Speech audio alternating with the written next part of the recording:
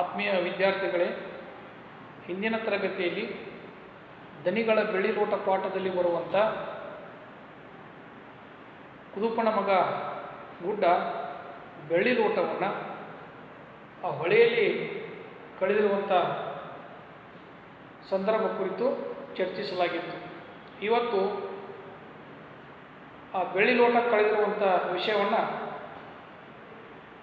ದನಿಗಳ ಮುಂದೆ ಹೇಳಿದಾಗ ಆ ದನಿಗಳ ಪ್ರತಿಕ್ರಿಯೆ ಯಾವ ರೀತಿ ಇದೆ ಅನ್ನೋದನ್ನು ಕುರಿತು ಇವತ್ತು ಚರ್ಚೆ ಮಾಡೋಣ. ದನಿಗಳು ಗುಡ್ಡನ ಬಾಯಿ ಬಿಡಿಸಲು ಆತನ ಮೈಮೇಲಿನ ಚರ್ಮ ಸುಲಿಯುವುದೊಂದೇ ಬಾಕಿ. ಅಂಗಳದ ಹೊಂಗಾರೆ ಮರಕ್ಕೆ ಆತನನ್ನು ಬಿಗಿದು ಆ ಮಳೆಯಲ್ಲಿ ತೆಂಗಿನ ಕೊತ್ತಳಿಗೆಯಲ್ಲಿ ಬಡಿದರು. ಬೆಳ್ಳಿಲೋಟ ಹೊಳೆಯಲ್ಲಿ ಜಾರಿ ಬಿದ್ದಿದೆ ಅಂತ ಹೇಳಿ ಮಾಲಕನ ಮುಂದೆ ತನ್ನ ಮನದ ಇಂಗಿತನ್ನು ವ್ಯಕ್ತಪಡಿಸಿದಾಗ ಆ ದನಿಗಳು ಇವರ ಮೇಲೆ ಸಿಟ್ಟು ಮಾಡಿಕೊಂಡು ಗುಡ್ಡನನ್ನು ಹೊರಗೆ ಹೊಂಗಾರೆ ಮರಕ್ಕೆ ಆತನನ್ನು ಬಿಗಿದು ತೆಂಗಿನ ಪರಕೆಯಿಂದ ಆತನನ್ನು ಬಡ್ಲಿಕ್ಕೆ ಹಾಕಿದರು. ಚಿನ್ನಮ್ಮನಿಗೆ ತನ್ನ ಕರುಳ ಕುಡಿಯ ಚೀರಾಟ ನರಳಾಟ ನೋಡಲಾಗಲಿಲ್ಲ. ತಟ್ಟನೆ ನಮ್ಮ ಊರ ಕೊಡದದ್ದು ದೈವದ ಆಣೆ ಇದೆ, ಇನ್ನು ನನ್ನ ಮಗನ ಮೇಲೆ ಕೈ ಮಾಡಿದ್ದಲ್ಲಿ ಎಂದು ಅಸಹಾಯಕತೆಯಿಂದ ಕಿರುಚುತ್ತಾ ದನಿಗಳ ಕಾಲಿಗೆ ಬಿದ್ದು ತಾನು ಆ ಬೆಳ್ಳಿ ಲೋಟದ ಹಣವನ್ನು ವರ್ಷಾನುಗಟ್ಟಲೆ ಪಡಿಯಿಲ್ಲದೆ ನಿಮ್ಮಲ್ಲಿ ದುಡಿದು ತೀರಿಸುವೆನೆಂದು ಅಳುತ್ತಾ ಬೇಡಿಕೊಂಡಳು. ನನ್ನ ಮಗನನ್ನು ಬಡಿಬೇಡ್ರಿ, ಆ ಬೆಳ್ಳಿ ಲೋಟದ ಬೆಲೆ ಕಿಮ್ಮತ್ತು ಎಷ್ಟು ಆಗ್ತಾ ಇದೆ ಅದನ್ನು ನನಗೆ ಹೇಳ್ರಿ. ವರ್ಷಾನುಗಟ್ಟಲೆ ಸಂಬಳ ಇಲ್ಲದೆ ನಿಮ್ಮ ಹೊಲದಲ್ಲಿ ಹಂಬಲದಿಂದ ನಾನು ದುಡಿತೀನಿ, ಆಗ ನನ್ನ ಮಗನನ್ನು ಬಿಟ್ಟು ಬಿಡ್ರಿ ಅಂತೇಳಿ ದನಿಯನ್ನು ಕೇಳ್ಕೊಂಡಳು. ದನಿಗಳ ಕೈಯಿಂದ ಕೊತ್ತಳಿಗೆ ಕೆರಳು ಉಳಿತು. ಮುಂದಿನ 3 ಬೇಸಿಗೆವರೆಗೆ ಚಿನ್ನಮ್ಮನ ದುಡಿತಕ್ಕೆ ಪಡಿಯಿಲ್ಲ ಎಂಬ ಕರಾರಿನ ಅನ್ವಯ ಗುಡ್ಡ ಬಂಧ ಮುಕ್ತನಾದ. ಪಡಿಲ್ಲದ ನಾನು ನಿಮ್ಮಲ್ಲಿ ದುಡಿತೀನಿ ಅಂದ ಮೇಲೆ ಆ ಮಾಲಕರು 3 ವರ್ಷಗಳ ಕರಾರಿನ ಅನ್ವಯ ಚಿನ್ನಮ್ಮನನ್ನು ತಮ್ಮ ಹೊಲದಲ್ಲಿ ದುಡಿಸ್ಕೊಳ್ಳಿಕ್ಕೆ ಹತ್ತಿದರು. ಗುಡ್ಡ ಬಂಧನ ಮುಕ್ತನಾದ. ದನಿಗಳ ಬೆಳ್ಳಿ ಲೋಟವನ್ನು ಎಂದು ಹೊಳೆ ನುಂಗಿತ್ತು ಅಂದಿನಿಂದ ಚಿನ್ನಮ್ಮ ಒಂದು ಥರ ಹುಚ್ಚಿಯಾಗಿದ್ದಳು. ಆ ಘಟನೆ ನಡೆದು ಇಂದಿಗೆ 9 ಮಾಸಗಳು ಉರುಳಿವೆ. ಬೆಂಕಿ ಉಗುಳುವ ವೈಶಾಖ ಮಾಸ ಕಾಲಿಟ್ಟಿದೆ. ಬೆಳ್ಳಿ ಲೋಟ ಕಳೆದು ಆ ಹೊಳೆಯಲ್ಲಿ ಬಿದ್ದು 9 ತಿಂಗಳಾಗಿತ್ತು. ಆಷಾಢ ಶ್ರಾವಣ ಮಾಸದಲ್ಲಿ ಆ ಬೆಳ್ಳಿ ಲೋಟವು ಹೊಳೆಯಲ್ಲಿ ಜಾರಿ ಬಿದ್ದಿತ್ತು. ಮುಂದೆ ಬೇಸಿಗೆ ಸಂದರ್ಭದಲ್ಲಿ 9 ತಿಂಗಳುಗಳು ಆಗಿದ್ದವು. ಆವಾಗ ವೈಶಾಖ ಮಾಸ ಕಾಲಿಟ್ಟಿತ್ತು. ಇಂದು ವೈಶಾಖ ಮಾಸದ 3ನೇ ದಿನ ಮುಂಜಾನೆ ಚಿನ್ನಮ್ಮ ಎಂದಿನಂತೆ ಹೊಳೆಯ ಅಂಚಿನಲ್ಲಿ ಕೂತು ಪಾತ್ರ ತಿಕ್ಕುತ್ತಾ ಹೊಳೆಯ ಮನೆಹಾಳು ಬುದ್ಧಿಯನ್ನು ನಿಂದಿಸುತ್ತಿದ್ದಾಳೆ. ಬೆಳ್ಳಿ ಲೋಟ ಹೊಳೆಯಲ್ಲಿ ಜಾರಿ ಬಿದ್ದು 9 ತಿಂಗಳಾಗಿತ್ತು. ಅದೇ ಹೊಳೆಯ ದಂಡೆಯ ಮೇಲೆ ಕುಳಿತು ಚಿನ್ನಮ್ಮ ಮುಸುರೆ ಪಾತ್ರೆಗಳನ್ನು ತಿಕ್ತಿದ್ದಳು. ಅಷ್ಟರಲ್ಲೇ ದನಿಗಳು ಕುದುಪನ ಜೊತೆಗೂಡಿ ಬಂದು ಆ ದಿನದ ಕೆಲಸ ಕಾರ್ಯಗಳ ಬಗ್ಗೆ ಮಾತೆತ್ತಿದ್ರು. ನೀನು ಈ ಕೆಲಸ ಮಾಡು, ಅವಳಿಗೆ ಈ ಕೆಲಸ ಹೇಳು ಅಂತೇಳಿ ಕುದುಪನಿಗೆ ದನಿಗಳು ಹೇಳಿದರು. ಕುದುಪ ಸೊಂಟದಲ್ಲಿ ಕರಿದಾರಕ್ಕೆ ಕೋಮಣದ ತುಂಡನ್ನು ಸುಲುಕಿಸಿ ತಲೆಗೊಂದು ಎಲೆವಸ್ತ್ರ ಬಿಗಿಯುತ್ತಾ ದನಿಗಳ ಬಾಯಿಂದ ಉದುರುವ ಮಾತುಗಳನ್ನು ಹೆಕ್ಕಿ ಕೇಳುವ ಭಂಗಿಯಲ್ಲಿ ನಿಂತಿದ್ದ. ಏನು ಕೆಲಸ ಹೇಳಿ ಒಡೆಯ, ನಾನು ಮಾಡ್ತೀನಿ ಅಂತೇಳಿ ಕೈ ಕಟ್ಟಿಕೊಂಡು ದನಿಗಳ ಮುಂದೆ ನಿಂತಿದ್ದ. ದನಿಗಳು ಮಾತು ಆತ ಕೇಳಿಸ್ಕೊಳ್ತಾ ಇದ್ದ. ಕಾದು ಬರುತ್ತಿರುವ ಹೊಳೆಯಿಂದ ಹೂಳೆತ್ತಿ ತಂದು ತೆಂಗಿನ ತೋಟಕ್ಕೆ ಹಾಕಬೇಕೆಂದು ದನಿಗಳು ಕುದುಪನಿಗೆ ಸೂಚನೆಯನ್ನು ನೀಡಿದರು. ದನಿಗಳ ಮಾತು ಚಿನ್ನಮ್ಮನ ಕಿವಿಗೂ ತಲುಪುತ್ತಿದೆ. ಆದರೆ ಅದು ತನಗಲ್ಲ, ತನ್ನ ಕಿವಿ ಬೀಳಿನ ಬುಗುಡೆಗೆ ಎಂಬಂತೆ ತಾನು ದನಿಗಳ ಮನೆಯ ಮುಸುರೆ ಪಾತ್ರೆ ತಿಕ್ಕುತ್ತಾ ಹೊಳೆಯ ಬಗ್ಗೆ ತಲೆ ಕೆಡಿಸಿಕೊಳ್ಳುತ್ತಿದ್ದಳು. 3 ವರ್ಷವರೆಗೆ ಪುಕ್ಕಟ್ಟೆ ದುಡಿಯುವಂಥ ಕರಾರಿನ ಅನ್ವಯ ಚಿನ್ನಮ್ಮ ಆ ಹೊಳೆ ದಂಡೆ ಮೇಲೆ ಪಾತ್ರೆಗಳನ್ನು ತಿಕ್ತಾ ಇದ್ದಳು. ಆದರೆ ಮಾಲಕ ಆ ದನಿಗಳು ಹೇಳಿದ ಮಾತನ್ನು ಇವಳು ಕೇಳಿಸ್ಕೊಳ್ತಿದ್ದಿಲ್ಲ. ಬರೀ ಹೊಳೆಯ ಬಗ್ಗೆ ತಲೆ ಕೆಡಿಸ್ಕೊಳ್ತಾ ಇದ್ದಳು.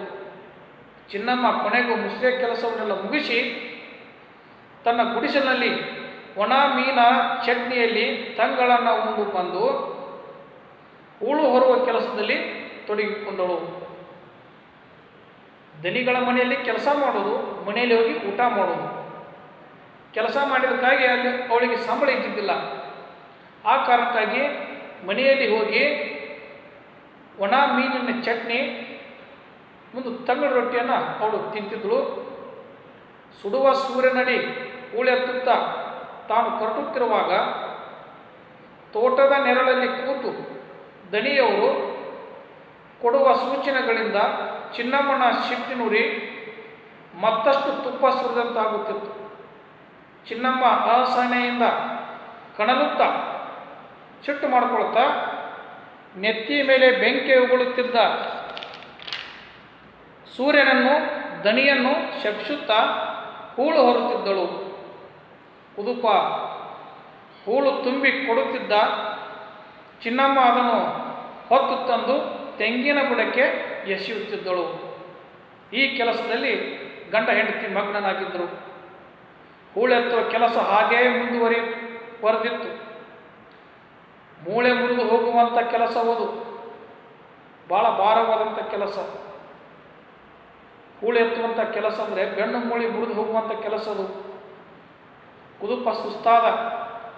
ಒಂದರೆ ಕ್ಷಣ ಅಲ್ಲೇ ನೀರೊಳಗೆ ಕುಸಿದು ಕುಳಿತ. ನೆರಳಲಿದ್ದ ದನಿಗಳಿಗೆ ಸಿಟ್ಟಿನಿಂದ ಪಿತ್ತವೇರಿದಂತಾಯಿತು. ಎದ್ದೇಳೋ 3 ಕಾಸಿನವ ಪಡಿ ಅಳಿಯುವಾಗ ಪಾವಕಿ ಕಮ್ಮಿ ಮಾಡಿದರೆ ಸುಮ್ಮನೆ ಇರ್ತೀಯನು ನೀನು ಎಂದು ಸುಡುಕಿದರು. ದನಿ ಆ ಕುದುಪನಿಗೆ ಬೈದರು. ಕುದುಪ ಸುಸ್ತಾಗಿ ಕುಳಿತ. ಚಿನ್ನಮ್ಮನಿಗಂತೂ ಪಡಿಯಿಲ್ಲದ ಈ ದುಡಿತದ ಬಗ್ಗೆ ಇನ್ನಿಲ್ಲದಂಥ ಅಸಮಾಧಾನವಿದೆ. ದುಡಿಯುತ್ತಕ್ಕ ಅದಕ್ಕೆ ಸಂಬಳಿದ್ರೆ ಒಂದು ಉತ್ಸಾಹದಿಂದ ಕೆಲಸ ಮಾಡಲಿಕ್ಕೆ ಆಗತ್ತೆ. ಆದರೆ ಚಿನ್ನಮ್ಮನಿಗೆ ಆ ದುಡಿತಕ್ಕೆ ಸಂಬಳ ಇದ್ದಿದ್ದಿಲ್ಲ. ಈ ಕಾರಣಕ್ಕಾಗಿ ಅವಳಿಗೆ ಆ ಕೆಲಸದ ಮೇಲೆ ಅಸಮಾಧಾನವಿತ್ತು. ಒಂದೆಡೆ ಕಳ್ಳತನದ ಅಪವಾದ, ಮತ್ತೊಂದೆಡೆ ಕಠಿಣ ಶ್ರಮದ ದುಡಿತಕ್ಕೂ ಬೆವರಿಗೂ ಪ್ರತಿಫಲವಿಲ್ಲ. ಚಿನ್ನಮ್ಮ ತನ್ನ ಭಾರವಾದ ಒಡಲನ್ನು ಕಣ್ಣೀರು ಜುನುಗಿಸಿಕೊಂಡು ಮೆದುಗೊಳಿಸಿಕೊಂಡಳು. ಕುದುಪ ದನಿಯವರ ಸಿಡುಕು ಬೈಗುಳಿಗೆ ಬೆದರಿ ಎದ್ದು ನಿಂತು ಮತ್ತೆ ಕೆಲಸದಲ್ಲಿ ಮಗ್ನನಾದ. ಗಂಡ ಹೆಂಡರಿಬ್ಬರು ದನಿಯವರ ಹೊಳೆಗೆ ಬೆವರಿನ ಮಳೆ ಸುರಿಸಿದರು. ಕುದುಪನಂತೂ ಆ ಬಿರು ಬಿಸಿಲಿನ ಜಳಕ್ಕೆ ಖುಷಿಯದಂತಾದ. ಆದರೂ ದನಿಗಳ ಭಯದಿಂದ ಖುಷಿಯದಾದ. ಕುಸಿದು ಬೀಳುವಂಥ ಸ್ಥಿತಿಯಲ್ಲಿದ್ದ. ಆದರೂ ದನಿಗಳು ಅಲ್ಲಿರುವುದರಿಂದ ಹಾಗೆ ಕೆಲಸ ಮಾಡಲಿಕ್ಕೆ ದೇಹದ ಮೂಲೆಗಳಿಂದ ಒಂದಷ್ಟು ತಾಕತ್ತು ಸೋಸಿ ತಂದು ಮತ್ತೆ ಬುಟ್ಟಿಗೆ ಹೂಳು ತುಂಬತೊಡಗಿದ. ಬುಟ್ಟಿ ತುಂಬತೊಡಗಿತು. ಇನ್ನೇನು ಹೂಳು ತುಂಬಿದ ಬುಟ್ಟಿಯನ್ನು ಚಿನ್ನಮ್ಮನ ತಲೆಗೇರಿಸಬೇಕೆನ್ನುವಷ್ಟರಲ್ಲಿ ನೋಡುತ್ತಾನೇನು ಅವ ಮೂರ್ಛೆ ಬೀಳುವಂತನಾದ. ಆ ಹೂಳು ತುಂಬಿ ಚಿನ್ನಮ್ಮನ ತಲೆ ಮೇಲೆ ಬುಟ್ಟಿಯನ್ನು ಹೊರಸ್ತಿದ್ದ. ಮೂರ್ಛೆ ಬೀಳುವಂತನಾಗಿಬಿಟ್ಟ ಕುದುಪ. ನವಮಾಸಗಳ ಕಾಲ ಹೊಳೆಯ ಉದರದಲ್ಲಿ ಅಡಗಿದ್ದ ದನಿಗಳ ಬೆಳ್ಳಿ ಲೋಟದ ಮಂಕು ಮೂತಿ ಕಾಣಿಸುತ್ತಿದೆ. ತಾನಿ ದಂಪತಿಗಳನ್ನು ಅಪವಾದ ಕುಣಿಕೆಯೊಳಗೆ ಸಿಲುಕಿಸಿ ನದಿಯ ಉದರದಲ್ಲಿ ಅಡಗಿಸಿಕೊಂಡನೆಲ್ಲ ಎಂಬ ಪಶ್ಚಾತ್ತಾಪದಲ್ಲದು ಮುಖ ಮರೆ ಮಾಡಿಕೊಂಡಿದೆ ಏನು ಎಂಬಂತೆ ಕೆಸರೊಳಗೆ ದೇಹ ಒದಗಿಸಿಕೊಂಡಿದ್ದ ಬೆಳ್ಳಿ ಲೋಟವನ್ನು ಕುದುಪ ನಿಧಾನಕ್ಕೆ ಬುಟ್ಟಿಯಿಂದ ಹೊರಗೆಳೆದ. 9 ತಿಂಗಳಾದ ಮೇಲೆ ಆ ಬೆಳ್ಳಿ ಲೋಟ ಕೆಸರಿನಲ್ಲಿ ತುಂಬಿಕೊಂಡಿತ್ತು, ಬಿದ್ದು ಬಿಟ್ಟಿತ್ತು, ಕೆಸರಲ್ಲಿ ಸಿಕ್ಕಾಕೊಂಡಿತ್ತು. ಈಗ ಅದು ಆ ಹೂಳನ್ನು ತೆಗೆಯುವಂಥ ಸಂದರ್ಭದಲ್ಲಿ ಬೆಳ್ಳಿ ಲೋಟ ಸಿಕ್ತು. ಇನ್ನು ಸೂತಕ ಕಳೆಯದ ಹಸಿ ಮಗುವಿನಂತೆ ಮೀಸುವಂತೆ ನಿಧಾನಕ್ಕೆ ಹೊಳೆಯ ನೀರಿನಲ್ಲಿ ಆ ಬೆಳ್ಳಿ ಲೋಟವನ್ನು ತೊಳೆಯತೊಡಗಿದ. ಎಲ್ಲ ಹೊಲಸಾಗಿತ್ತು, ಕೆಸರೆತ್ತಿತ್ತು ಬೆಳ್ಳಿ ಲೋಟೆಗೆ. ಆ ಬೆಳ್ಳಿ ಲೋಟ ಕೈಯಲ್ಲಿ ತೆಗೆದುಕೊಂಡು ಅದನ್ನೆಲ್ಲ ಸ್ವಚ್ಛ ಮಾಡಿದ, ನೀರಿನಲ್ಲಿ ತೊಳೆದ.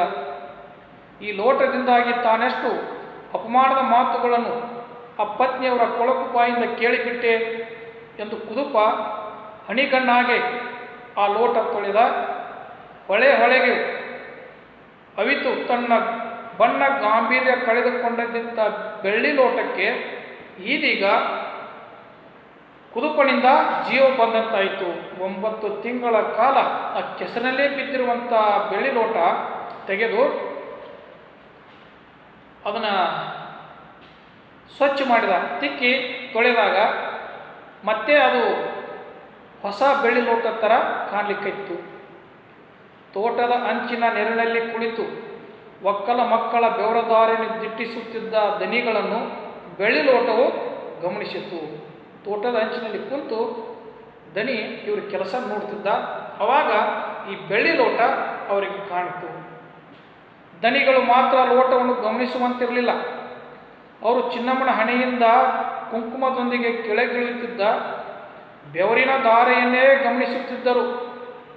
ಕುದುಪ ಹೂಳು ತುಂಬಿದ ಬುಟ್ಟಿಯ ನೆತ್ತಿ ಚಿನ್ನಮ್ಮನ ತಲೆಗೇರಿಸದೆ ನೀರೊಳಗೆ ನಿಂತು ಕೂತು ಕಾಲ ಕಳೆಯುವ ಇನ್ನೇನು ಮಸಲತ್ತು ನಡೆಸುತ್ತಿರುವುದನ್ನು ಕಂಡ ದನಿಗಳು ಸಿಟ್ಟಾದರು.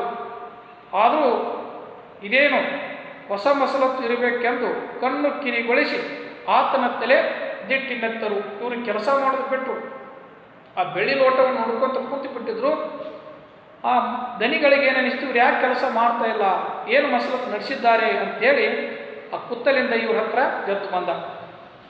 ಕುದುಪ ಯಾವುದೋ ಒಂದು ಕುಲಗೆಟ್ಟ ಲೋಟವನ್ನು ನೀರೊಳಗೆ ಅದ್ದಿ ತೆಗೆದು ಮೊಣಗಟ್ಟಲೆ ಕೊಳೆಗಟ್ಟಿದ ತನ್ನ ಎಲೆ ವಸ್ತ್ರದಲ್ಲಿ ಒರೆಸಿ ಚೆನ್ನಮ್ಮನ ಕೈಗೆ ಕೊಡುವುದನ್ನು ದನಿಗಳು ಮೌನವಾಗಿ ತಿಟ್ಟಿಸಿದರು.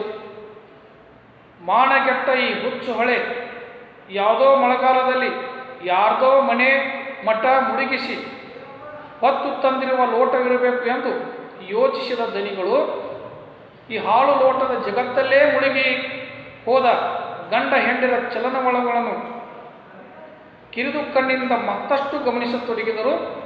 ಆ ದನಿಗಳು ನಿಧಾನಕ್ಕೆ ಕೂತಲಿಂದ ಎದ್ದು ಬಂದರು. ಎದ್ದು ಬಂದು ಹಾಗೆ ಸದ್ದಿಲ್ಲದೆ ಬಂದ ದನಿಗಳು ನೆರಳಲ್ಲಿ ನಿಂತು ತನ್ನೆದುರು ನಡೆಯುತ್ತಿದ್ದ ವ್ಯಾಪಾರವನ್ನು ಕಿರುಗಣ್ಣಿನಿಂದ ಗಮನಿಸುತ್ತಿದ್ದಂತೆ ಅವರ ಎದೆ ಬಡಿತದ ಲಯ ತಪ್ಪತೊಡಗಿತು. ಆ ಗಿಡದ ಕೆಳಗೆ ಕೂತಂಥ ದನಿಗಳು ಇಲ್ಲಿ ಹೂಳು ತುಂಬುವಂಥ ಚಿನ್ನಮ್ಮ ಮತ್ತು ಕುದುಪರ ಹತ್ತಿರ ಬಂದು ಅವರು ಮುಂದೆ ನಿಂತಾಗ ಅವರ ಎದೆ ಬಡಿತದ ಲಯ ತಪ್ಪತೊಡಗಿತ್ತು. ಅವರ ಒಡಲ ಸಮಸ್ತ ವ್ಯವಹಾರಗಳು ಒಂದು ಅರೆಗಳಿಗೆ ಸ್ತಬ್ಧಗೊಂಡಂತಾಯಿತು. ಎಲ್ಲರೂ ನಿಂತುಬಿಟ್ರು, ಸ್ತಬ್ಧವಾಯಿತು. ಚಿನ್ನಮ್ಮ ತನ್ನ ಕೈಲಿದ್ದ ಬೆಳ್ಳಿ ಲೋಟ ತಿರುಗಿಸುತ್ತಿದ್ದಂತೆ ಅವರನ್ನು ಆಕೆ ತಿರುಗಿಸಿದಂತಾಯಿತು. ಏನು ಆ ಬೆಳ್ಳಿ ಲೋಟ ಸಿಕ್ಕಿತ್ತಲ್ಲ, ಆ ಬೆಳ್ಳಿ ಲೋಟವನ್ನು ತೆಗೆದುಕೊಂಡು ಚಿನ್ನಮ್ಮ ಆ ದನಿಗಳ ಮುಂದೆ ಈ ರೀತಿ ತಿರುಗಿಸ್ತಿದ್ರು. ಅವರೆಲ್ಲ ಮರೆತು ಬಿಟ್ಟಿದ್ರು. 9 ತಿಂಗಳಾಗಿತ್ತು, ಬೆಳ್ಳಿ ಲೋಟದ ಬಗ್ಗೆ ಕಲ್ಪನೆಯೇ ಇಲ್ಲ. ಈಗ ಮತ್ತೆ ಅಲ್ಲಿ ಲೋಟವನ್ನು ತಿರುಗಿಸಿದಾಗ ಅವರಿಗೆ ಬೆಳ್ಳಿ ಲೋಟ ನೆನಪಿಗೆ ಬಂತು. ಕಂಠದಲ್ಲಿ ಬಳ್ಳಿ ಬಿಟ್ಟ ಆ ಬೆಳ್ಳಿ ಲೋಟ ದನಿಯವರಿಗೆ ನಿಧಾನಕ್ಕೆ ತನ್ನ ಪರಿಚಯ ಮಾಡಿಸತೊಡಗಿತ್ತು. 9 ತಿಂಗಳಾದ ಮೇಲೆ ಚಿನ್ನಮ್ಮ ಈ ರೀತಿ ತಿರುಗಿಸಿದಾಗ ಬೆಳ್ಳಿ ಲೋಟವು ನಮ್ಮದೇ ಅನ್ನೋದು ಅವರಿಗೆ ಗೊತ್ತಾಯಿತು. ಹೌದು, ಅದೇ ಬೆಳ್ಳಿ ಲೋಟ, ಅದರ ಕಂಠ 7 ಹೆಸರುಗಳ ದೊಡ್ಡ ಹೂವಿನಂತಿದೆ. ದನಿಗಳಿಗೆ ಲೋಟದ ಪರಿಚಯ ಪೂರ್ಣವಾಯಿತು. ಇದು ನಮ್ಮದೇ ಲೋಟ ಅನ್ನೋದು ಗೊತ್ತಾಯಿತು.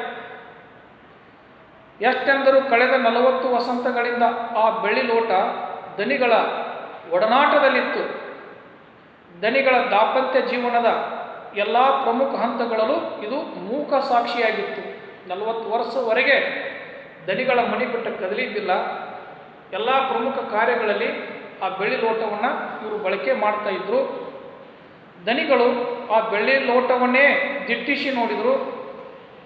ಚಿನ್ನಮ್ಮಳು ಲೋಟವನ್ನು ಹಾಗೆ ತಿರುಗಿಸಿ ನೋಡುತ್ತಲೇ ಅದರ ಪರಿಚಯ ಮಾಡಿಕೊಂಡಳು. ಆಕೆಯು ಆ ಬೆಳ್ಳಿ ಲೋಟವನ್ನು ಅದೆಷ್ಟು ಬಾರಿ ನೊರೆಕಾಯಿಂದ ಮೀಸಿಲ್ಲ, ಹಾಗೆ ಮೀಸುವಾಗಲ್ಲ ಅದರ ಮೈಮೇಲೆ ಬಿಟ್ಟಿರುವ ಬಳ್ಳಿಯ ಚಂದವನ್ನು ಅದೆಷ್ಟು ಬಾರಿ ದನಿ ಪತ್ನಿಯವರಲ್ಲಿ ಹೊಗಳಿಲ್ಲ. ಹೌದು, ಅದೇ ಕಂಠದಲ್ಲೇ ಬಳ್ಳಿ ಬಿಟ್ಟ ಚಂದದ ಲೋಟ. ಚಿನ್ನಮ್ಮನಿಗೆ ಆ ಲೋಟವನ್ನು ಅದೆಷ್ಟು ನೋಡಿದರೂ ಸಾಲದು. ದನಿಗಳಿಗೆ ಕಾಣುವಂತೆ ಎತ್ತರಿಸಿ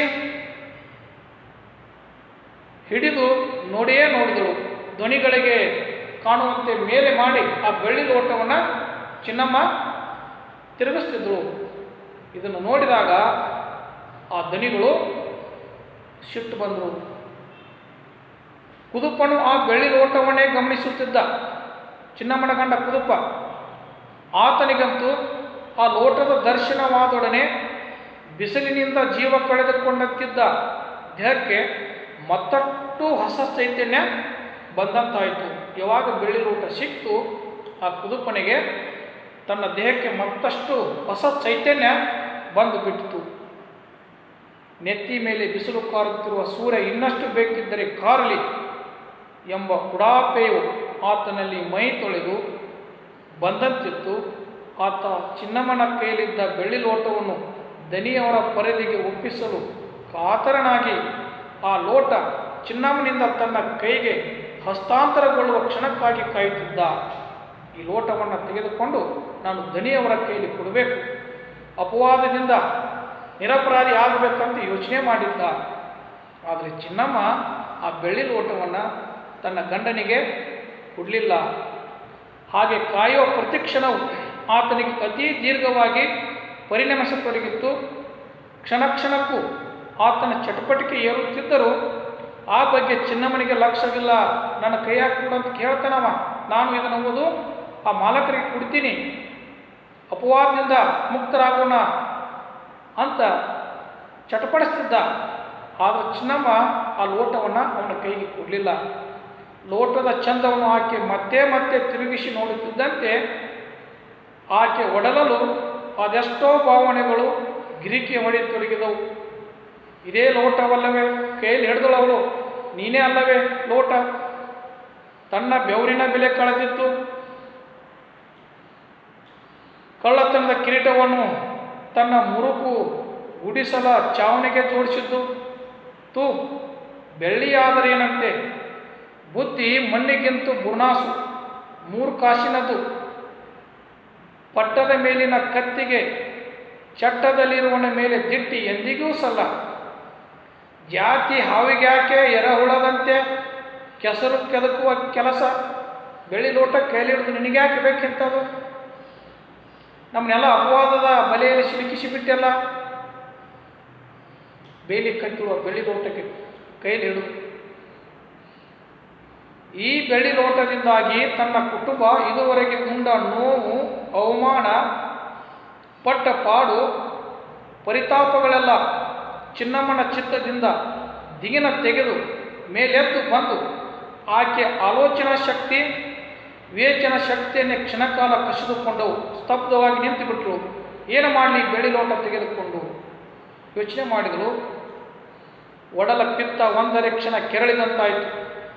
ಆ ಸಂಕಟ ಉಂಡ ಜೀವಕ್ಕೆ ಏನೆನಿಸಿತ್ತೋ ಆ ಕ್ಷಣ ಚಿನ್ನಮ್ಮ ತಟ್ಟನೆ ಪೂರ್ವಾಭಿಮುಖವಾಗಿ ನಡೆದಳು.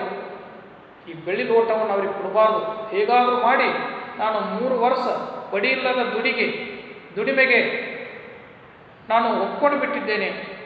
ಹಾಗೆ ನಾನು 3 ವರ್ಷ ದುಡಿದು ಈ ಬೆಳ್ಳಿ ಲೋಟಿನ ಆ ಬೆಲೆಯನ್ನು ನಾನು ತೀರಿಸ್ತೀನಿ ಅಂಥೇಳಿ ಬೆಳ್ಳಿ ಲೋಟವನ್ನು ಕೈಲಿ ಹಿಡ್ಕೊಂಡು ಪೂರ್ವಾಭಿಮುಖವಾಗಿ ಈ ಚಿನ್ನಮ್ಮ ನಡೆದಳು.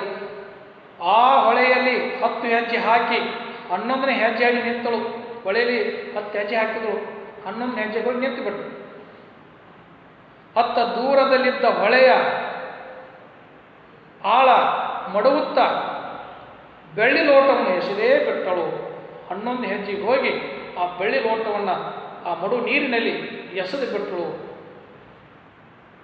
ಕಂಠದಲ್ಲಿ ಬಳ್ಳಿ ಹೊತ್ತ ಬೆಳ್ಳಿ ಲೋಟ ತೋಟದ ಅಂಚಿನ ನೆರಳಲ್ಲಿ ನಿಂತು ತನ್ನನ್ನೇ ದಿಟ್ಟಿಸುತ್ತಿದ್ದ ದಣಿಯವರ ಮೋರೆ ಅಸಂಖ್ಯ ಭಾವನೆಗಳನ್ನು ಓದುತ್ತಾ ಆಳದ ಮಡುವಲ್ಲಿ ನಿಧಾನಕ್ಕೆ ಮುಳುಗಿ ಹೋಯಿತು.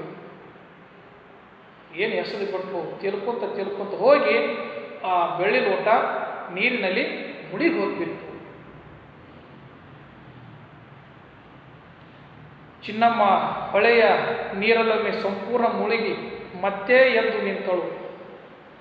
ದಣಿಯಲ್ಲಿದ್ದ ನೆರಳಲಿದ್ದ ದಣಿಯವರು ತಾನು ಹೊದ್ದುಕೊಂಡಿದ್ದ ಒಲ್ಲೆಯಿಂದ ಮುಖಕ್ಕೆ ಗಾಳಿ ಬೀಸಿಕೊಂಡರು. ಚಿನ್ನಮ್ಮನ ಈ ಮಾಡಿದ ಸಾಧನೆ, ಬೆಳ್ಳಿ ಲೋಟ ಸಿಕ್ಕರನ್ನು ಕೂಡ ಅವಳು ಏನು ಪ್ರತಿಜ್ಞೆ ಮಾಡಿದಳಲ್ಲ ಅದನ್ನು ತೀರಿಸುವ ಸಲುವಾಗಿ ಅವಳು ಬೆಳ್ಳಿ ಲೋಟವನ್ನು ಹೊಳೆಯಲ್ಲಿ ಎಸೆದು. ಅವಾಗ ದಣಿಗಳಿಗೆ ಗೊತ್ತಾಯಿತು, ಬೆಳ್ಳಿ ಲೋಟ ಇವರು ಕದ್ದಿಲ್ಲ, ಹೊಳೆಯಲ್ಲಿ ಜಾರಿ ಬಿದ್ದುದು ನಿಜ, ನಾವು ಅವರಿಗೆ ಶಿಕ್ಷೆ ಪಟ್ಟಿವು ಅನ್ನುವಂಥ ಪಶ್ಚಾತ್ತಾಪ ಆ ದಣಿಗಳಲ್ಲಿ ಆಯಿತು. ಇಲ್ಲಿ ಚಿನ್ನಮ್ಮ ಮತ್ತು ಅವರ ಕುಟುಂಬದ ಬಗ್ಗೆ ಅವರು ಯಾವ ರೀತಿ ಪ್ರಾಮಾಣಿಕತೆಯಿಂದ ಕೆಲಸ ಮಾಡಿದರು, ಅನ್ನ ಹಾಕಿದ ಒಡೆಯನಿಗೆ ಅವರು ಮೋಸ ಮಾಡಲಿಲ್ಲ ಅನ್ನುವುದು ಇದರಿಂದ ನಮಗೆ ಗೊತ್ತಾಗುತ್ತೆ. ಇಲ್ಲಿಗೆ ಈ ಪಾಠ ಮುಕ್ತಾಯವಾಯಿತು. ಇನ್ನು ಮುಂದಿನ ತರಗತಿಯಲ್ಲಿ ಮತ್ತೆ ಮುಂದಿನ ಪಾಠವನ್ನು ಪ್ರಾರಂಭ ಮಾಡೋಣ. ನಮಸ್ಕಾರ.